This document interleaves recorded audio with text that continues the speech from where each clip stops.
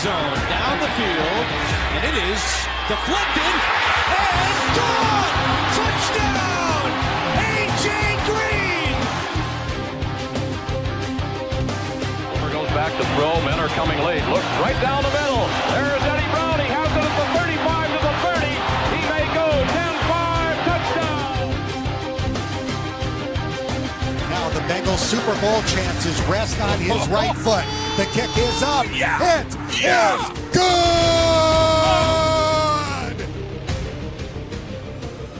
Corey Dillon, he's gone. The knockout punch, you're looking at it. 65 yards. And they're back to throw as the blitz is on. Goes long, intended for Collinsworth. He has it down to the 20, touchdown! And Chris Collinsworth. Throwing the long ball.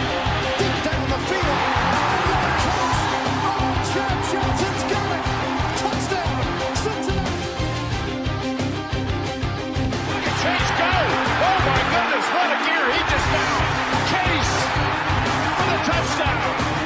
Wow, Chase is on the case! It is no fluke. It is a fact. The Cincinnati Bengals are headed to Super Bowl 56. The play clock at 3. Shotgun snap. Carr throws into traffic. Intercepted. Jermaine Pratt has the football. Yeah. Coffin nails. Bam, bam, bam. How about that? Welcome in, everybody. Special edition of Chatterbox Bengals. Jacob Tissett here with Craig Sandlin, and it is cut day in the NFL. Final cut deadline just about a half hour away at 4 p.m. Eastern, and we're going to be here with you the whole way, guiding you through all the moves. Craig, how are you today?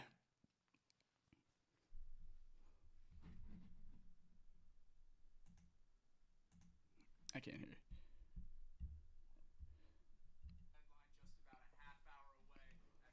There we go. It was me. I was muted on my end, like I a got you noob. now. I'm good, now. Jacob. I'm good. How are you doing? I'm good. It's good. A lot of position battles still yet to play out. The Bengals relatively quiet so far today, only really announcing one move that's kind of leaked out that I've heard, that being PJ Jules. Other than that, nothing coming out of Bengals camp so far today. So a lot of fun today on our stream, I'm sure, and we're gonna have live reaction right here.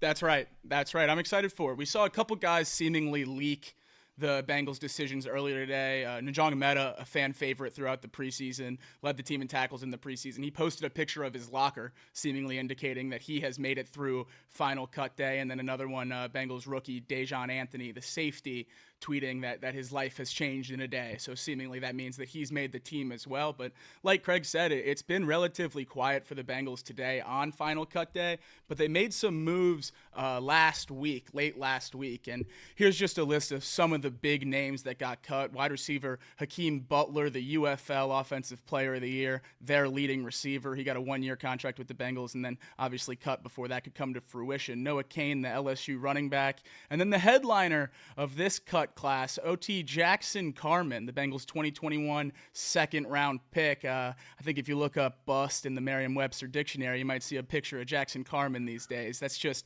a guy that truly never worked out, a Cincinnati homegrown kid who just never really, panned out for the Bengals. A second-round pick, and obviously when you're trying to win a Super Bowl, that hurts real bad. But Alan George, who's been with the team for a while, and then Kwame Lassiter as well, getting cut off the team. Rocky Lombardi gone, and that leaves the Bengals with three quarterbacks. Defensive tackle Travis Bell also cut. Bengals made a lot of moves at the back end of the roster, but really no shockers, no one that we even thought was on the bubble being moved so far.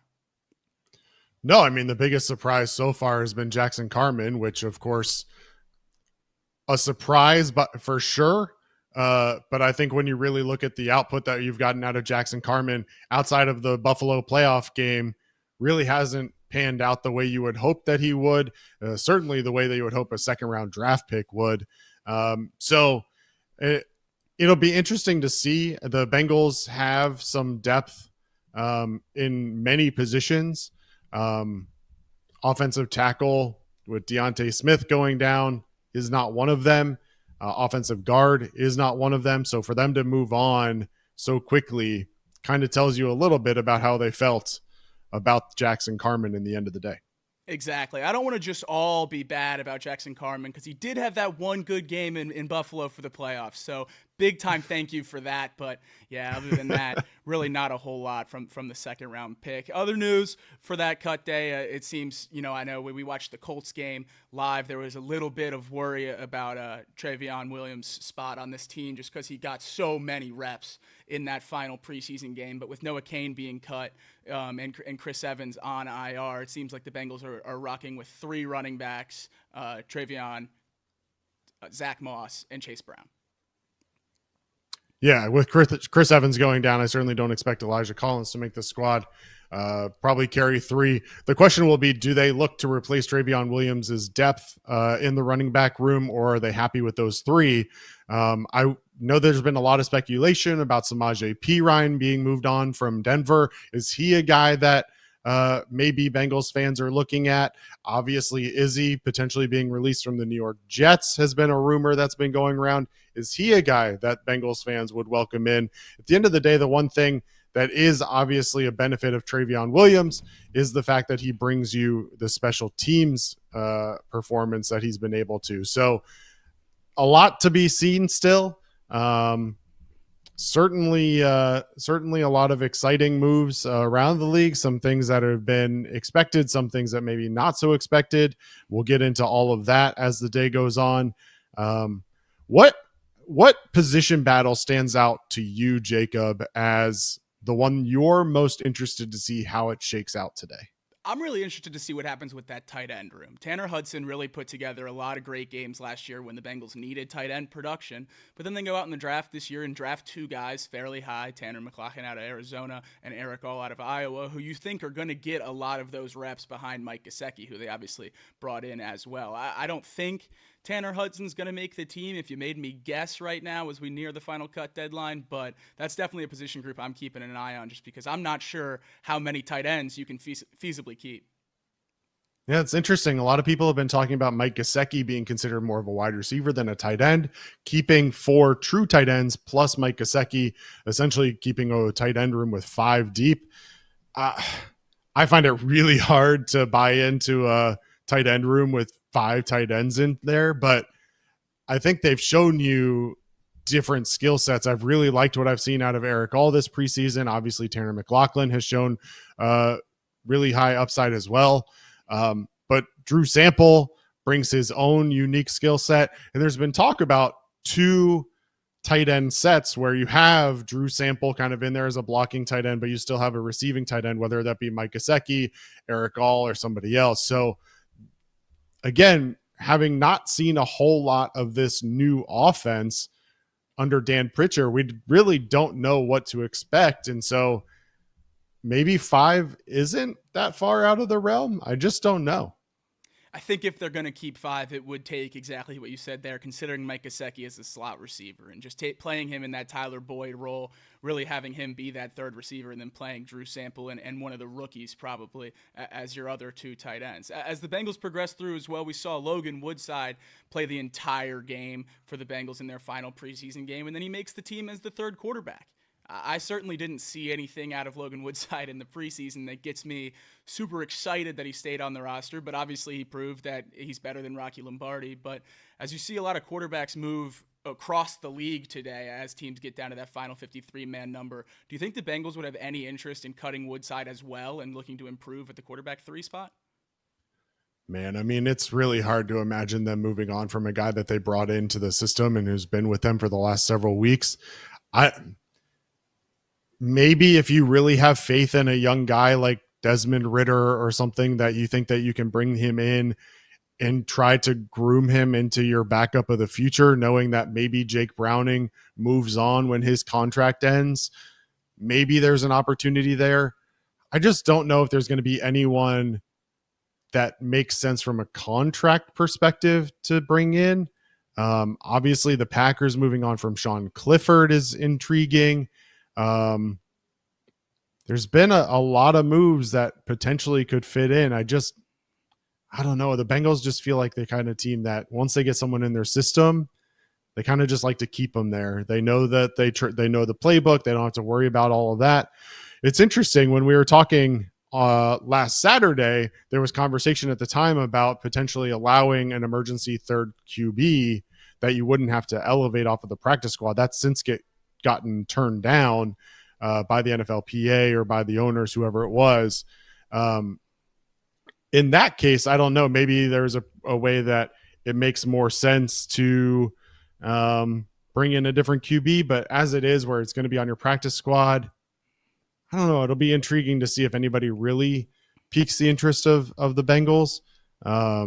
Is there any name out there that kind of drew your eye that you think would be worth bringing in for a practice squad spot? The two Cincinnati guys with Cincinnati ties that you named there, Sean Clifford, Desmond Ridder. I just think that's kind of the storyline the Bengals like to follow. You saw them bring in Drew Plitt a couple years ago to play in the practice squad and play the preseason. He's a guy that played at Loveland, played at Ball State. Those Cincinnati guys, if they sit out there too long, the Bengals like to pounce on them. So I wonder if one of those two guys could end up here, whether it's QB3 or on the practice squad. But other Bengals moves today, there wasn't really much except for Cole Burgess tweeted a thank you to God and a ready to let's work. And I know Cole Burgess is a name that I certainly did not expect to make this Bengals roster. Obviously nothing confirmed yet from the Bengals or any source other than himself, but that certainly seems like a post you make when you make an NFL roster. So if he's making the team there, I don't know who's the odd man out, because that's obviously not a spot on the 53 that I had marked off. No, I think there was pretty good consensus among who the 6 wide receivers were going to be for this year's Bengals team. It was Jamar Chase, T. Higgins, Yossi Voss, Trenton Irwin, Jermaine Burton, and Charlie Jones. It left Kendrick Pryor, Shed Jackson, and Cole Burgess kind of on the outside. Now, maybe Cole Burgess is just thankful because the Bengals have committed to him a practice squad spot. We don't really know. The one thing that we do know, obviously, is that he's happy, but we don't really know what about. On the flip side, Maema Njongmeta is definitely making this team. He tweeted out a picture of his locker with his name on it. That seems to be more of an indication that he is absolutely on this squad versus the Instagram post from Cole Burgess, thank you, God, let's work. I don't know. Maybe he's just thankful to be healthy and he wants to get to work and earn his way onto an active roster. I don't know. I'm still kind of in a mode where I'm reloading the NFL roster cut tracker every 2 seconds, waiting to see. Certainly some sort of news has got to be coming across. I'm very surprised, to say the least, if Cole Burgess does make this team. I would be too, and the one thing that I keep thinking back to is, of those 6 receivers that we think were going to make the team, I wonder if there's a way that Jermaine Burton would find himself inactive in some way that would open up another roster spot because of all of the off-the-field issues we've heard of so far and all the different issues in meetings or whatever else we've heard coming out of camp. I wonder if there's a way that the Bengals don't have Jermaine Burton on that opening roster. I'm not sure what that would look like to avoid giving him a roster spot, but there's always workarounds and different things like that. And if he's truly not ready and they plan on having him inactive for a while, Cole Burgess is a guy that did a lot in the return game during the preseason. So they were talking about it. If Jermaine wants to stay active this year, he's going to have to contribute in the special teams. This is exactly the type of wide receiver 5 or 6 that most teams would like to have that can contribute on that third side of the ball. So that's one thing I'd keep an eye out for. Certainly not what I'm rooting for, but definitely interesting. But it is an interesting concept. Let's say that they liked what they saw out of Cole Burgess in the return game. Does that give them freedom potentially to move on from Travion Williams and bring in a different RB3 into the fold that maybe isn't a returner like Travion Williams? A lot of the people talked about Travion Williams' spot being locked up because of his special teams contribution, specifically in the return game. So if Cole Burgess makes the team as a wide receiver 7 plus return man, does that open up that RB3 spot, and maybe the Bengals do look external to fill that role? Certainly. That's why everyone penciled Travion in to make the team, is because he was the guy that did so much everywhere. He was able to contribute so many different ways.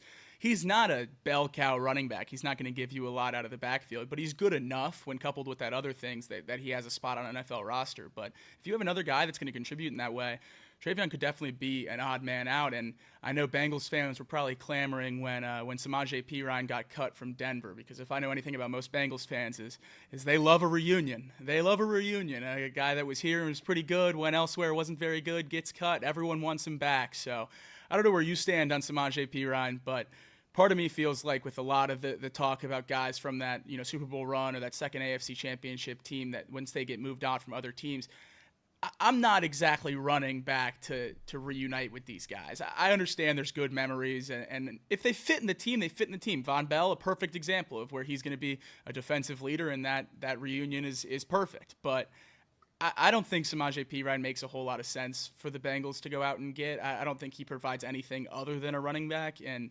I'm very confident in Zach Moss and Chase Brown in the backfield. A running back 3 would truly have to do some other things like Travion does, in my opinion. Yeah, I don't know that Samaje Perine brings anything unique enough to that backfield, right? Like, to me, if you're going to think about an RB3 behind guys like Zach Moss and Chase Brown, to me personally, I'm thinking, okay, is there a burner out there that maybe is a third down back that we can bring in, throw the ball out to him in the flat, and he can work one-on-one to get free and then pick up those yards? Is there a different type of back that maybe those two guys aren't? I don't know that Perine is unique enough to do that. Again, we go back to guys like Izzy. If he does in fact get released, I mean,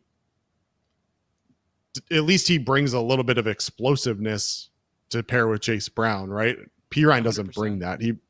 It just different types of players. So for me personally, it doesn't make sense. Doesn't mean that it wouldn't be an upgrade over Travion if they believe in Cole Burgess in the return game. That might be true. But is it a big enough upgrade where I'm, going with my returner 2 in order to have a better RB3? Right. I don't know about that. Right. No, and that's a completely fair worry. The main issue for a lot of people going throughout this preseason and offseason for the Bengals has been the trenches on both sides of the ball, issues with injuries and depth on the offensive and defensive line. Obviously, we saw Jackson Carman get cut last week. We talked about that briefly, but there was another tackle that got cut this weekend that a lot of people didn't expect. Jackson Kirkland is expected to make the team, but Cochran got cut by the Bengals this week, and I expected both of those guys to make the team after Carman was released. Yeah, I think with Mims's injury, I am a little, and Deontay Smith's injury, that I'm a little surprised on the outside specifically that they're left right now with really 2 healthy offensive tackles, unless I'm missing somebody. But you're going into a season with Orlando Brown Jr. and Trent Brown, who aren't exactly the pillars of health themselves, right? So either somebody externally has to be looked at. But yeah, Devin Cochran being released, a little bit of a surprise. I just think that ultimately what the Bengals, and this is going back to the question I asked you earlier, right? And we have it on the J-Bar, is that the trenches are one of the biggest question marks for me personally about this team. And I'm specifically looking at the interior, but now with the Devin Cochran move, the exterior depth also needs to be a conversation, because Mims is going to be out for, quote, several weeks, I believe is the prognosis right now. I don't think we have an exact timeline on what that looks like unless I missed it. But I don't know what the plan is there, because I look at the depth that's currently on the roster, right? So obviously Orlando Brown and Trent Brown, we have that, no problems there. Mims is hurt, Smith is hurt. Volson, Kappa, Cody Ford, Jackson Kirkland, Ted Karras, Trey Hill, Nate Gilliam, Matt Lee. Now we do believe that Matt Lee has made the team. That is still to be announced, obviously, but that's kind of the way we expect it. Does he have the ability to play guard and give them some external depth at tackle with one of the current guards? I don't know what that looks like from a depth chart perspective. What's your take on it right now? Yeah, the depth chart at the offensive line is certainly a question mark. Saw unconfirmed again, but I saw as well that Trey Hill had been released or was planning on being released. So that's another guy at the middle of that O-line that is seemingly on his way out. I loved what I saw from Matt Lee in the preseason, and what he did at the center position gives me a little bit more confidence than I had when we drafted him that he could play guard at an NFL level. We didn't really see it in college. He played center basically the entire time he was at Miami. And then we draft him presumably as the Ted Karras fill-in when Karras moves on at the end of his Bengals contract, that extension they just signed this last offseason. He looked great in the preseason, played every snap in week 2, and it's really exciting that maybe you could bump him over into guard. I don't love that as the go-to backup guard spot, having a guy that's really never played guard at a high level be your backup in the NFL when you're trying to win a Super Bowl right now. It's a little different if we had, this long runway, we were planning and hoping to be competitive in the future, but the window is right now. We need guys that are ready to compete, and that's why I think guys like Cody Ford are stone cold locks to make this roster, because we've seen them play in NFL action at a decently high level. They've been in the system forever. They know what to do, and I think that's the guy that's probably going to back everything up. When everyone's healthy, I assume that the backup O-line is going to be Mims, Ford, Lee, Ford, Mims. I just think that's how it's going to shake out. And if we get more than 1 or 2 injuries, it's going to be pretty ugly from a product standpoint of what we're seeing out there from the offensive line. But I think we're running with 3 acceptable tackles and 3.5 acceptable guards. So I think I'm okay with that for the time being. Maybe as these cuts continue to roll in, there's some other guys that we could look at. Well, and we'll get into more conversation on this specifically later on. Obviously, we have top targets on the rundown to get into as these cuts come in and we have more information. But we've already identified a couple linemen that potentially could be targets, specifically in Marquise Hayes and Jack Anderson from the Panthers. Marquise Hayes got cut by the Cardinals, or is reportedly getting cut by the Cardinals. So there will be offensive line depth pieces potentially available if that is somewhere that the Bengals are going to be looking to upgrade at. I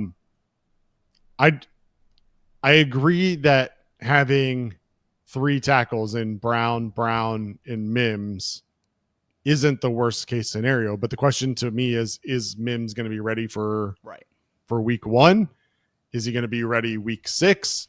Is he going to go on what list is he going to go on? I don't know. There's a lot of unknowns that we haven't been able to really track down firm answers on, that kind of make it a big question. Now, if Amarius Mims is healthy, then yeah, I feel a lot better about the offensive tackle position, at least short term, right? But again, injuries or anything else comes up and you're just right back in a situation where you're like, oh man, I don't know what our answer is.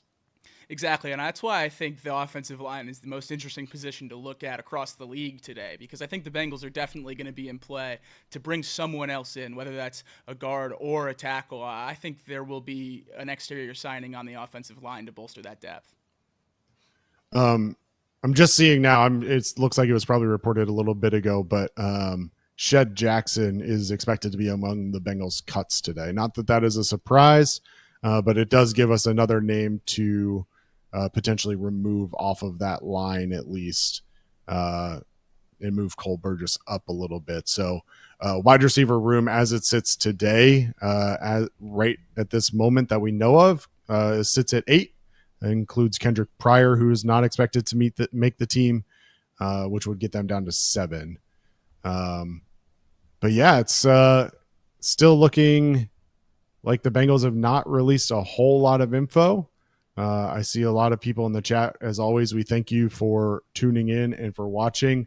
This is our first real public Chatterbox Bengals episode, so we appreciate you all tuning in and learning with us as we go along in terms of what happens. Jacob, where do you want to go next? I'm going to continue to kind of monitor social and elsewhere and see what I can find out if there's any other rumors going out there. But what else is at the top of your head right now? There was a big scare for Bengals fans earlier today. I'm not sure if you saw it, but there was a tweet from a verified NFL insider, Dov Kleiman, that announced that the Bengals have cut Myles Murphy. Now, obviously, everyone knows that Dov Kleiman is the least reliable source in the entire world, but When you see that come across your screen on cut day, when everything is leaks and there's no official news, that made my heart sink. I was worried for a second. I said, there's no way they cut him. I did a little bit. It was Miles Murphy from the Cardinals. So, little goof there by our friend Dove. But, yeah, the Bengals, obviously, no intentions of cutting Miles Murphy. Nowhere near the bubble. That's a guy who got hurt in camp and everyone was really bummed out about. Thought he was going to play a big, big role in this defense this year. Yeah, no, zero expectation for Miles Right. Murphy to be on the cut line today. And it's funny though, Dove Kleiman, not even an insider, he's like a aggregator of info, right? So it's like, where did he get this from? Okay. And then I start searching. I'm like, oh my God, I'm just searching for Miles Murphy everywhere, trying to find literally anything that gives me any sort of insight into where this may have come from. And I'm like, this can't be. And luckily, well, Dodged the not bullet luckily. there. I mean, not surprisingly. Right. Who are we kidding? Not surprisingly, dodged the bullet there. One conversation not related to the Bengals, but within the AFC North that's worth mentioning is the Browns seemingly are open to moving one of their quarterbacks. Sounds like Dorian Thompson Robinson has made the team, and that the Browns plan on trading either Jameis Winston or Tyler Huntley.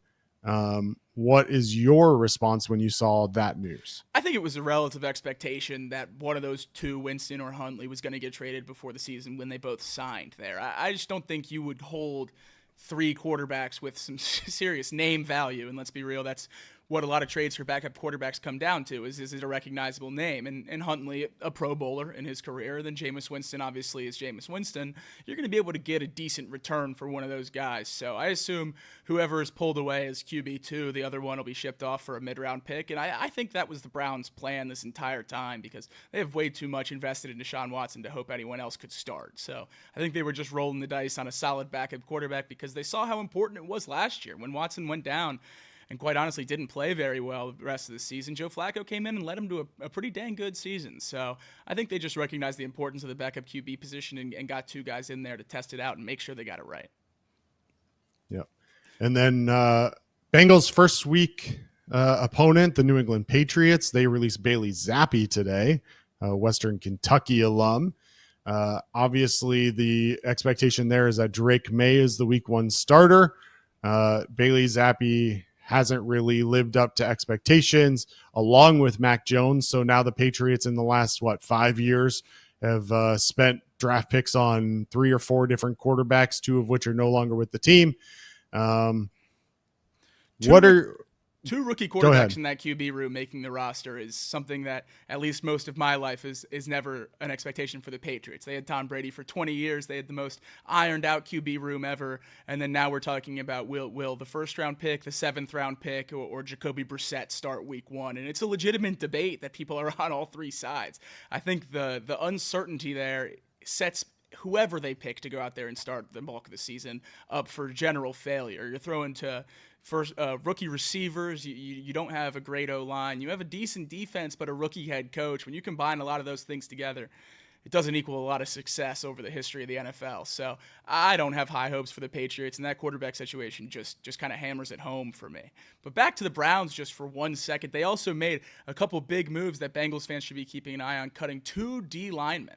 They cut Juwan Briggs, the Bearcats legend, on that that 21 playoff team. He was a great, great player for that Bearcats defense, who hasn't really found a way to break onto the field in Cleveland, but a very promising prospect when he was coming out. And then Siaki Ika as well, cut out of Baylor a few years back. He is a true nose tackle, so that is something that the Bengals are looking for on their roster after losing DJ Reader. McKinley Jackson been banged up all throughout the preseason with an injury. Obviously, you wouldn't expect the Bengals to go out and sign 2 guys. Juwan Briggs is a little bit more of an exciting name than Siaki Ika, but I think Ika might fit what the Bengals are trying to do defensively just a tad better, even though Briggs does play nose guard quite a bit. I think either way the Bengals go there, if they were to claim one of those Browns D linemen, I think would be a great move for the team. Yeah, I don't know. I talking to Browns people that I know, Siaki Ika just never panned out. And I mean, we're talking about a guy who, again, coming out of LSU and Baylor, was a 3rd round pick just last year, and they're already moving on from him. You know, whether that be issues that we don't know about, whether it be effort issues or paying attention in meetings like someone else on the Bengals roster, maybe. There's got to be more to that story to me than just moving on from a 3rd round draft pick a year after it happened, right? Right. So I'm interested to know what happened there. I do think he's a better fit in terms of being a true nose tackle, though, standing at 6'2", 330 or 6'2", 6'3", 335. He may make some sense to the Bengals in the nose tackle. Currently, the nose tackle depth chart: Sheldon Rankins, Jay Tefeli, McKinley Jackson, and Dominique Davis. Maybe. I'm a little more interested at D tackle, I think, with Jawan Briggs. I know obviously less heralded per se. I'm just not as sold at the depth at the D tackle position than I am at the nose tackle perspective. BJ Hill, Zach Carter, and Chris Jenkins Jr. currently in the depth chart there. Chris Jenkins showed us some good potential there in the preseason. He made some plays that stood out for sure.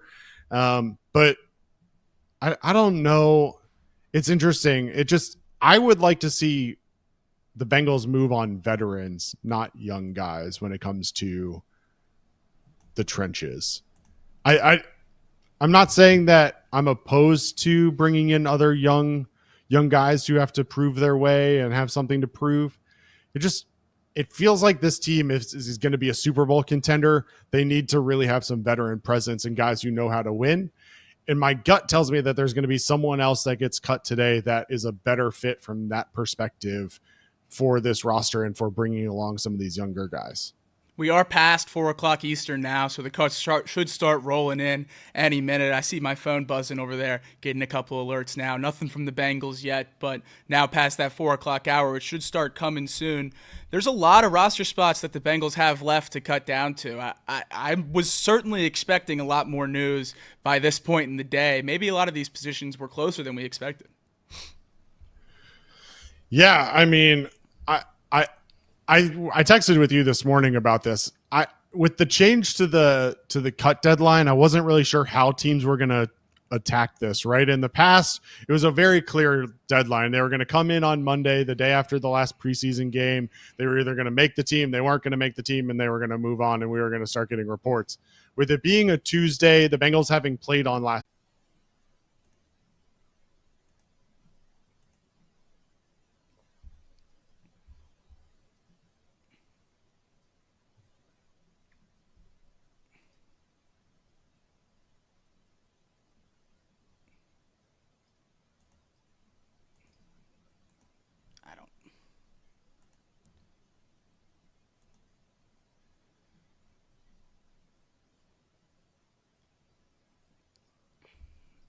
It still just says connecting.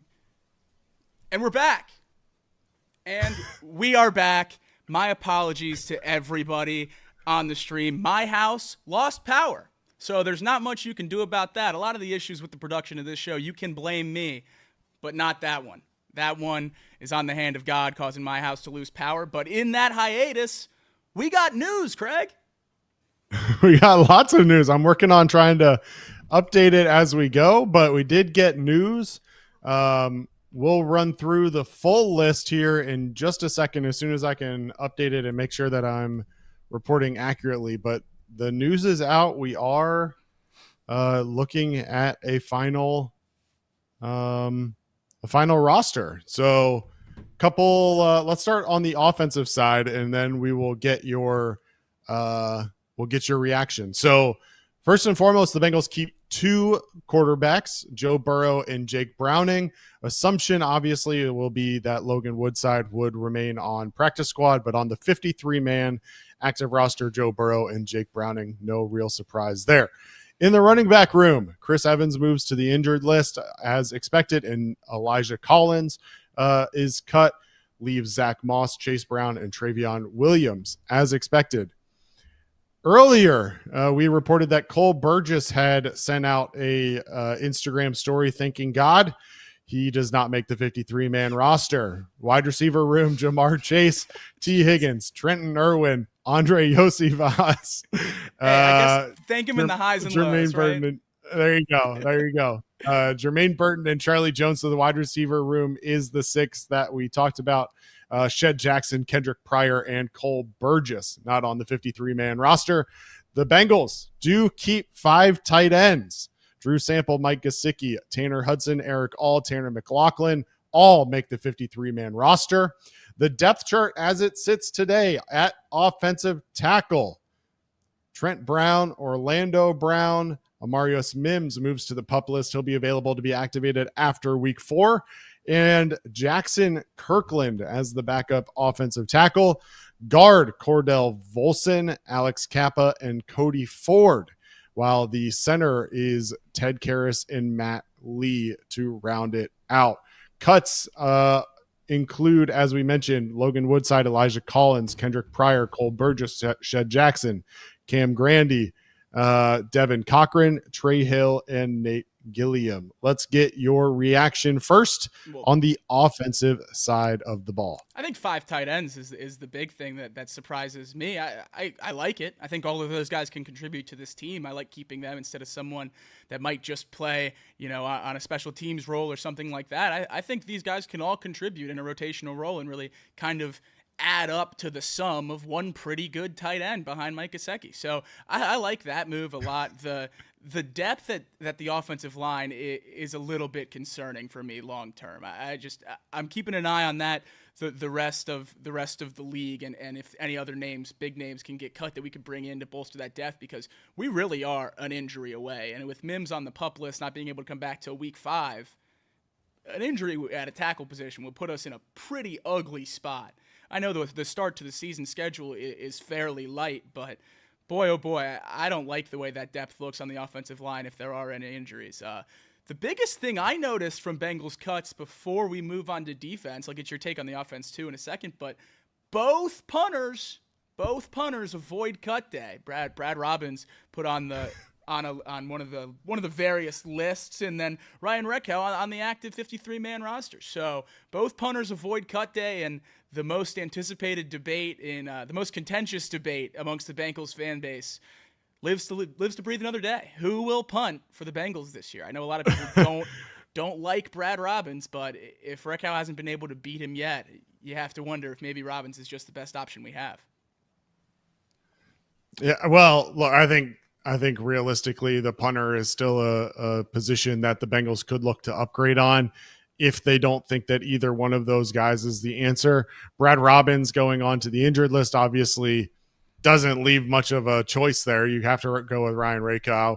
I don't think there's much of a conversation that has to be had there. I think it's almost like you kind of have to just take what you got for now and see if there's a better option once you get there. But for now, it seems like Ryan Reckow will be the punter on week 1. Yep, that's exactly what it looks like to me. And probably for the rest of the year, if I had to guess, I have a feeling that once Reckow gets in there, he's going to do what we saw a lot of in college, and that's kick the ball really far and be really good at flipping the field, which is something that Robbins is not able to do. I know the Bengals aren't planning on punting from their own side of the field a whole lot this year. They're not going to be backed up. They're going to be punting on drives where they're around the 50. So maybe Brad Robbins is perfect for this team, but without him lighting it up over the last year, I have a feeling with him on the injured list that someone else, whether it is Reckow or an outside hire, is going to end up winning that job just because he has not shown anything exciting. Yeah. It'll be interesting to see. You want to go defense, or you want to talk anything else on offense? We can go defense, then we can go big picture. All right. Well, let's start on the D line. Let's just start on the D line. Let's see what your response is to the D line. So, not a whole lot of surprises, to be honest, on the defensive side of the ball early on with the D-line. Trey Hendrickson, Sam Hubbard, Joseph Asai, Sed Johnson, all making it as a D-end. Sheldon Rankins, BJ Hill, Zach Carter, Chris Jenkins, and Jay Tefeli all make it at defensive tackle. So the Bengals do move on from Dominique Davis. Other than that, they keep, I think, what we would expect to be the D-line. Any surprises there?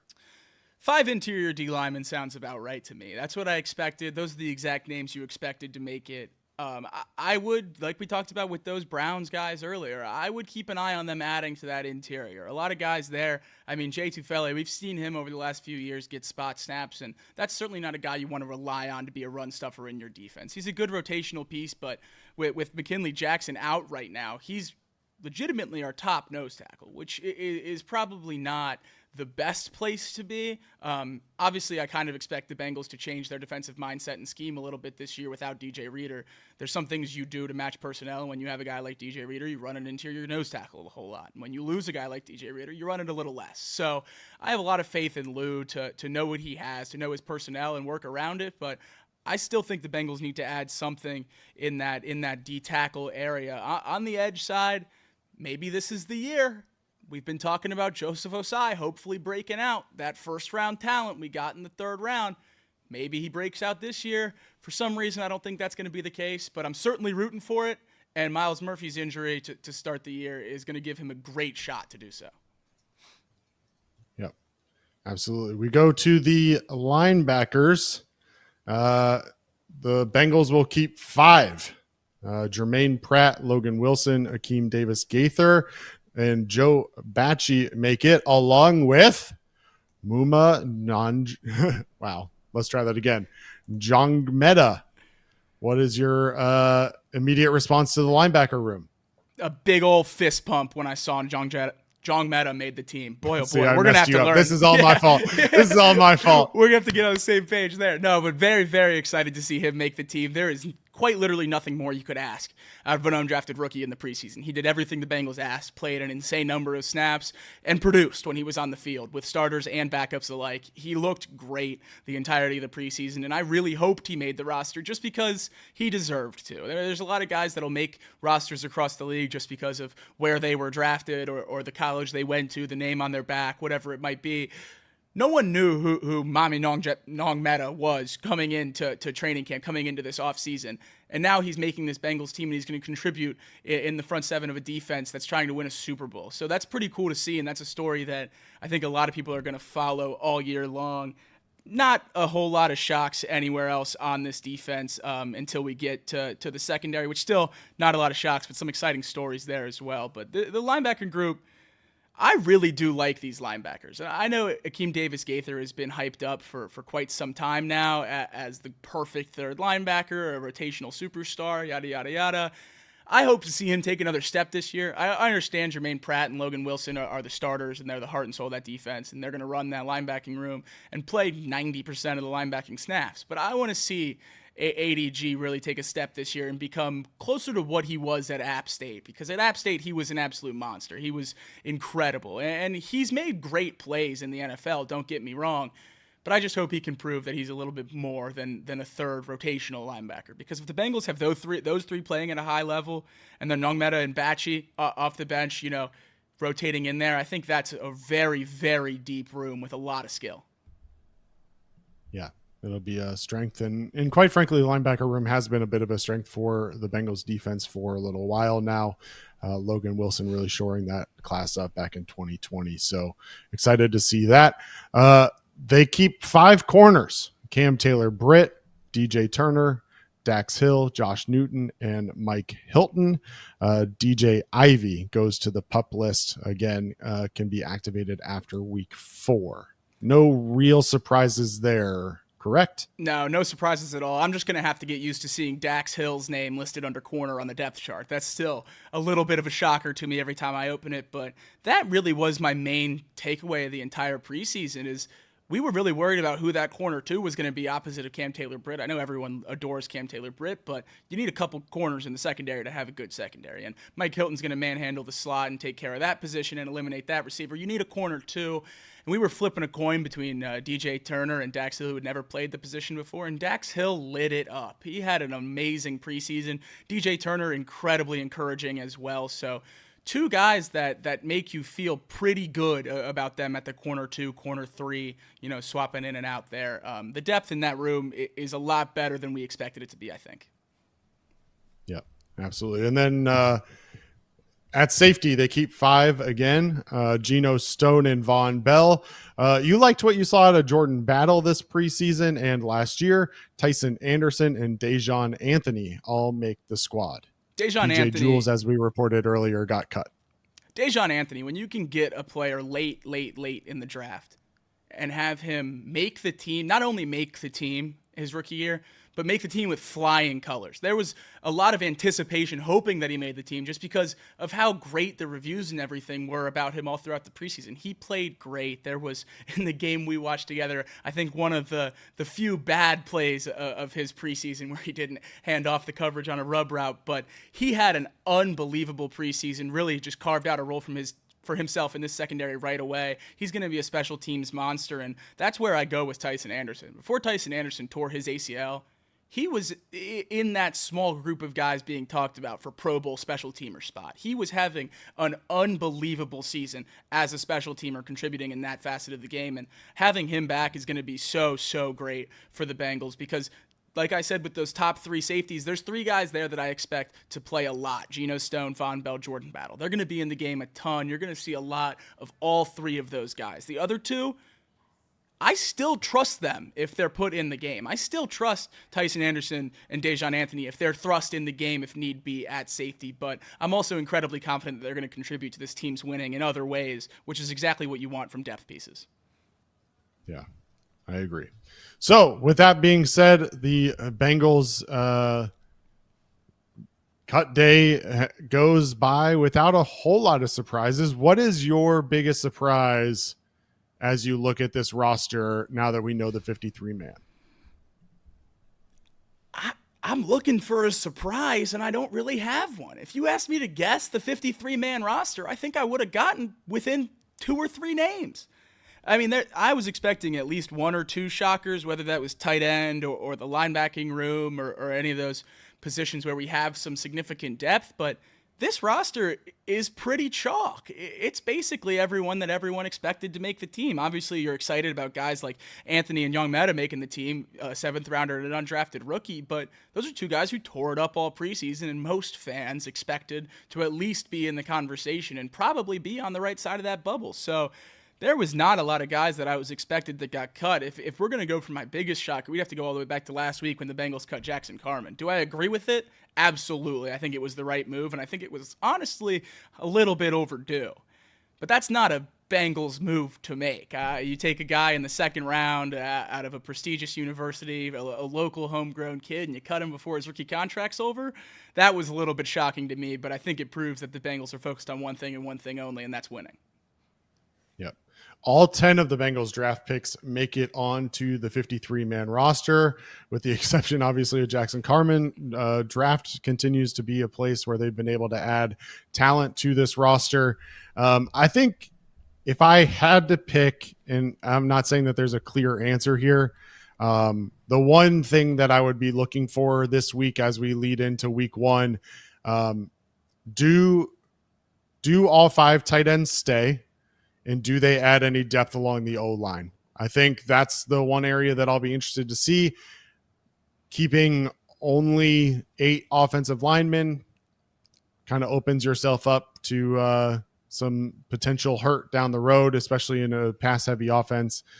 Need to make sure that we're protecting Joe Burrow. So that will be the one thing that I'll keep in my eye on as we go along the way.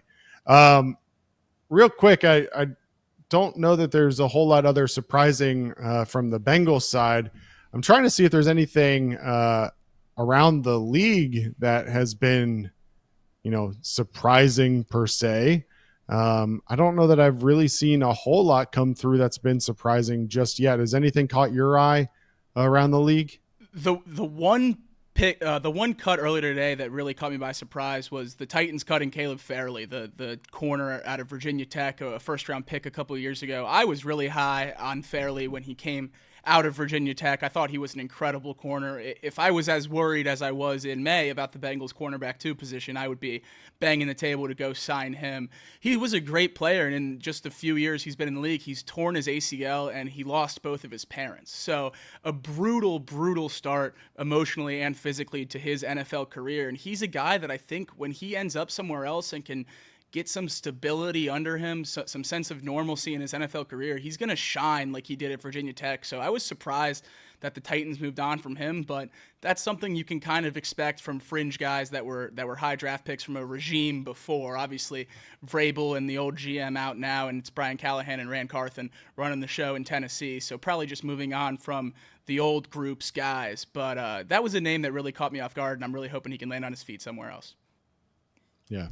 One thing, not necessarily related to cuts, but I did just see Packers running back A.J. Dillon season over. He is added to the IL and will not participate at all this year. So that was a little bit of a surprise. I don't remember that being so serious. He'll be on the IR and miss all of 2024.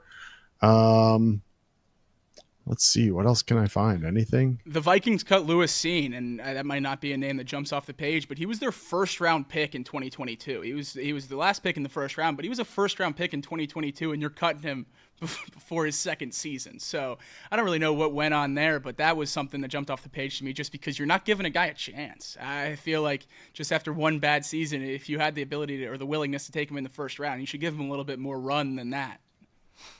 Yeah. That's an interesting one for sure. Well, let's go through. So just quickly on this one, Kadarius Toney, the Chiefs move on from Kadarius Toney experiment.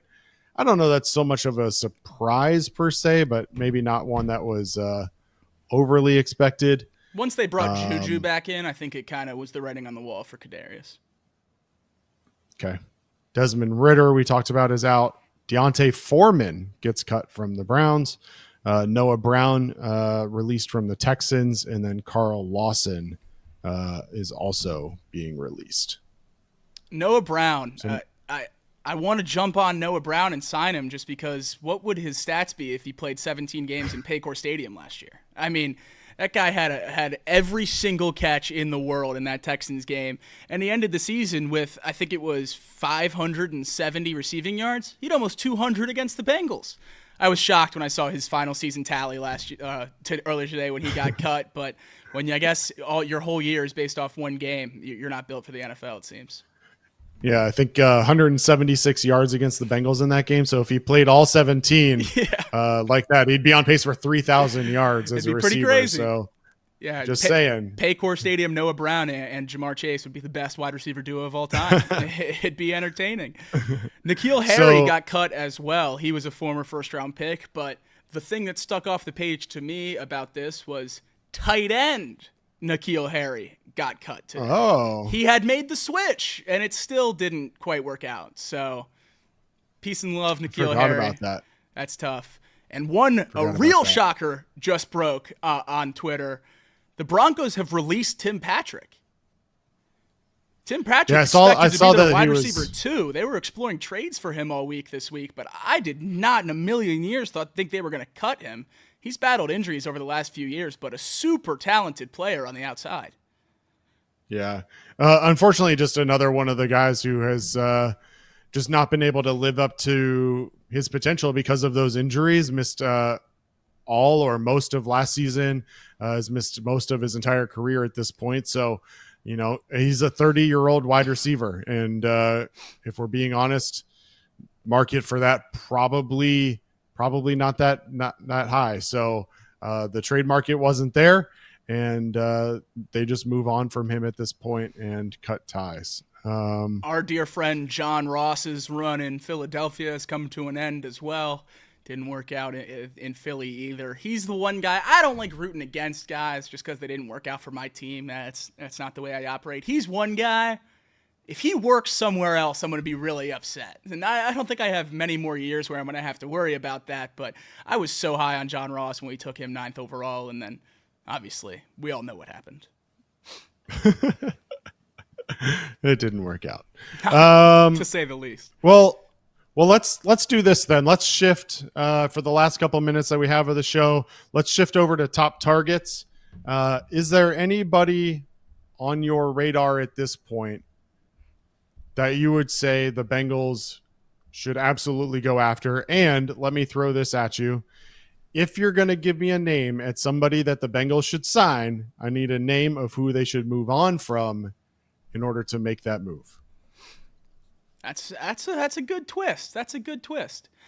I would go get Jawan Briggs. I know I said Siaki Ika is the one I would prefer, and I don't know that necessarily changes, but I think Briggs, for the role that they're going to play with the Bengals in that depth defensive lineman role, I think Briggs can do more than just stop the run. And Ika, if he does work out, if he does play up to that prospect level talent, he'd be a great nose tackle, but he doesn't do a whole lot else. I think Briggs, if he could break out in Cincinnati, in a place where he's already played extremely high level football, I think that could be a huge, huge piece for the Bengals. And I'm going to say move on from the tight end, like I said earlier. Keep building that defensive line depth, keep the defensive lineman there, and move on from Tanner Hudson.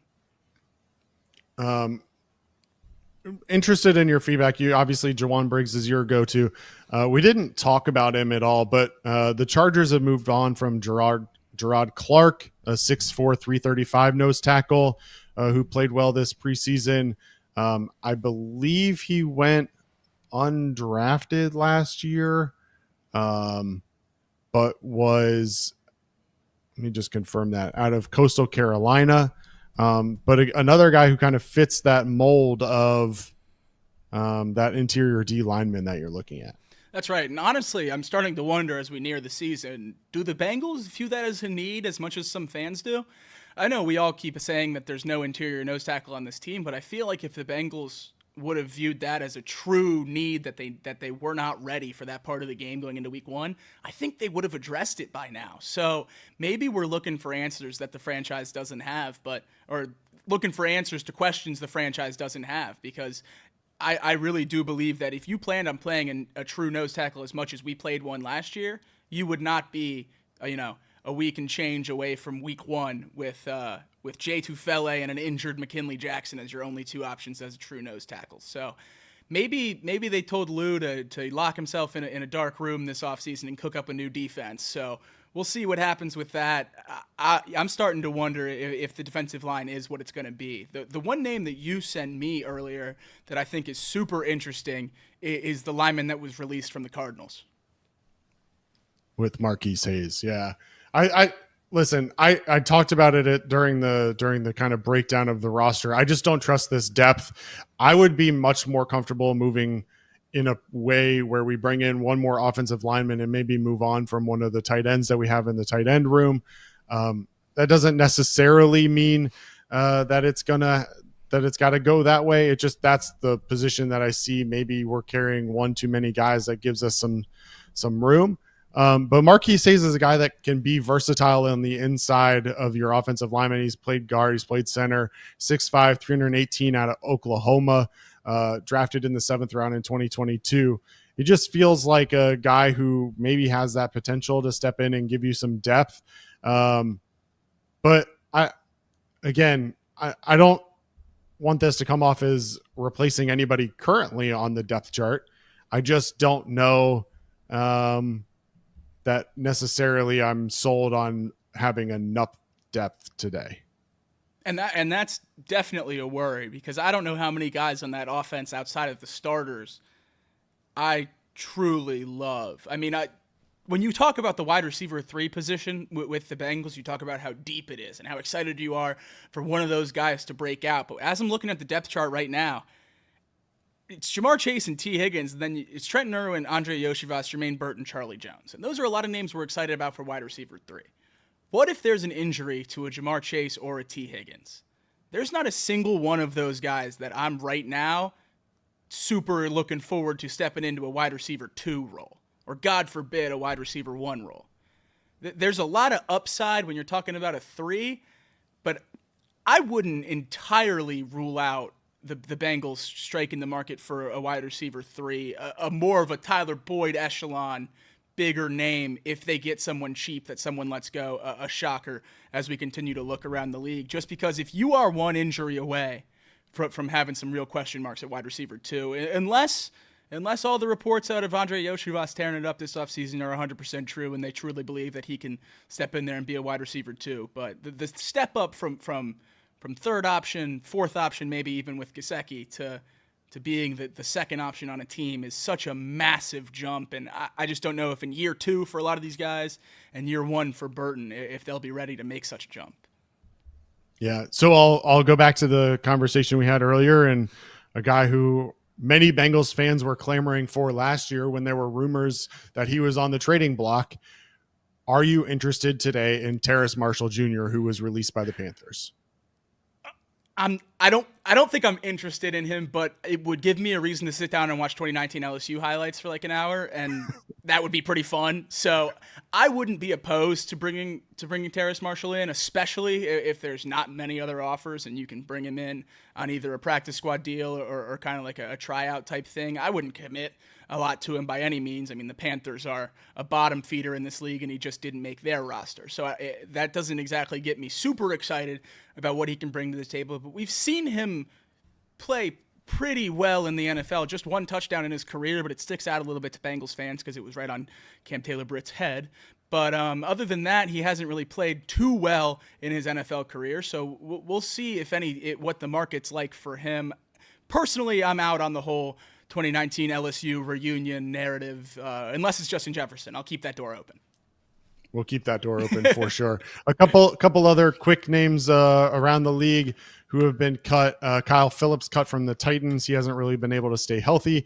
Isaiah Hodgins released from the Giants. Martavis Bryant's comeback trail ends with the Commanders. He gets released today. Equimenius St. Brown released by the Saints. And again, we talked about Tim Patrick earlier being released by the Broncos. Giants have also cut veteran wide receiver Allen Robinson, if that's of any sort of interest to you. Quez Watkins released by the Steelers. Any of those names stand out to you so far, or are we sticking firm and seeing who else shakes loose as the rosters really solidify heading into week 1? There hasn't really been a name at any skill position that's really jumped out to me so far from the cuts that I really want to make a jump at. There's a couple that are on the bubble. You brought up Izzy Abanikanda earlier in the show. Certainly watching to see if there's anything about that, because I would love to bring Izzy into this team, but no news on him yet, which I guess at this point you can assume that means he made the roster. So everyone that's been released so far, no one really gets me too excited, but definitely some options to make depth better. So we'll see if the Bengals take advantage, but I certainly wouldn't expect it. Where do you stand right now looking at the Bengals over the next however many days? Do you expect some moves to be made? I wouldn't be shocked to see them make a move or two. I don't think it's going to be anything mind-blowing, though. I wouldn't be sitting here waiting to see what big move the Bengals are going to make. Will they go out and sign someone to the practice squad that's intriguing? Maybe. Will they go out and sign some depth pieces that kind of replace some of the other pieces that maybe aren't as firm? Maybe. I wouldn't be expecting the Bengals to make a big move at this point from my perspective. Yeah, then we're on the same page there. I think if you're looking at this 53, probably 50 of those names will be there when we start the season at worst. So, or I guess not worst or best, who's to say, but at most there's probably 3 spots that can shuffle through. Otherwise, you're looking at your 2024 Cincinnati Bengals at least to start the year. I know we talked about the offensive line depth and the defensive line depth being a little bit of a concern. Before we head out today, is there any other positions on the Bengals that concern you now looking at the final roster? The one that does stick out for me, I know we talked about it briefly there, but it is punter. After how bad Brad Robbins was last year for Rekow and McNamara, who we brought in earlier in camp and had already cut going into today, that neither of those punters could really step up and prove that they were better than what we saw last year in Brad Robbins. That's really upsetting to me. And now that we get to the cut day and both of those punters make the team, that just further shows that there was truly no separation. And the fact that Brad Robbins is hurt and still makes the team on that injured list makes me think that he does have the slight edge, which is obviously not what a lot of Bengals fans wanted to hear. But whoever the best punter is should be the one punting the ball. I don't care what the name on the back of the jersey is. Yeah, I think that's really, we've nailed it. I mean, it's the trenches and it's punter. If we're being honest, I don't think there's any real concerns from the skill position players on the offensive side of the ball. I'm happy with the linebacking crew with the secondary. So it really does. I mean, it is punter in the trenches, and we'll see how those play out. A little bit of concern on maybe the edge rushing. Cedric Johnson looked good in the preseason, but am I ready to rely on him to be an impact player during the season and take reps away from Sam Hubbard and Trey Hendrickson? I don't know. Joseph Asai's got to really step up. He's a guy that I think a lot of Bengals fans have had a lot of faith in and expectations in. If he's going to be the number 3 DN, we're really going to need to start seeing some improvement out of him, because you can't have Sam Hubbard and Trey Hendrickson playing 100% of the snaps. 100%. You're definitely right. And that was the hope for Miles Murphy. And that's part of the big, kick in the ribs that he's hurt now, is that you have to really rely on Joseph Asai instead of those 2 guys to eat up that third edge rusher role. You need one to just break out right away. And like I've said a million times, this Bengals team does not have the luxury of sitting and waiting around for guys to get up to speed and play at a high level. They want to win a Super Bowl now, and that starts week 1, whether we like it or not. So they need everyone to get on the same page early, and that's why guys that have shown so much promise, like a Jermaine Burton, who has the issues of reliability and everything else, you can't just throw those guys in there right now and quote-unquote see what you have. If you're a team at the bottom half of the league, then sure, you play the Jermaine Burton. He's shown a lot of talent. Maybe, you have a superstar you can build off of. But I feel like there's a lot of guys on the Bengals right now that are trying to find their footing in the NFL, find the role that they're going to succeed in, and where they're going to shine in this Bengals team. And I just don't know that the Bengals have time to wait for those guys to get settled. Yep. The top of the depth chart at almost every position you feel really strong about. Some depth questions at many positions that the Bengals will have to answer, and they'll do so before they kick off the season next Sunday, September 8th at 1 p.m. Eastern, as they host the New England Patriots at Paycor Stadium. As always, Jacob Tissett and I will be live during that entire game to give live reaction, and we'll stick around afterwards as well for live reaction after the game. Before we get out of here, Craig, 9.5-point favorites at home against the Patriots. What are you taking? Yeah, give me the Bengals on that. Love that. Love that. Yeah. I don't care what the number is. I always take the Bengals too. I just think 9.5. I mean, I think you've got a rookie quarterback going out there. You've got a Lou Anarumo defense ready to throw all kinds of different schemes at him, confuse him. Look for this defense to cause 2 or 3 turnovers. I don't want to say win it going away, because at the end of the day, some things at the end of the game can change, but wouldn't be shocked to see the Bengals win this one by 17. I'll side with Craig there. I know I picked Patriots +9 this morning on Off the Bench, but 2 different shows, 2 different picks. I'm going to give you Bengals -9 here today. Stay diverse, and you can never be wrong. Folks, thank you so much for joining us today for the first edition This is how you just are always right. This is how you're always right. Is you just pick both sides, you're going to be right. Either way, I'll have a clip of me picking the right spread. It's amazing how that works. This is unreal. Thank you so much, guys, for joining us for our first edition of regular season Chatterbox Bengals. Like Craig said, we'll be back with you September 8th for week 1, when the Bengals take on the Patriots with a live watch along and then an immediate post-game show. Thanks, everyone,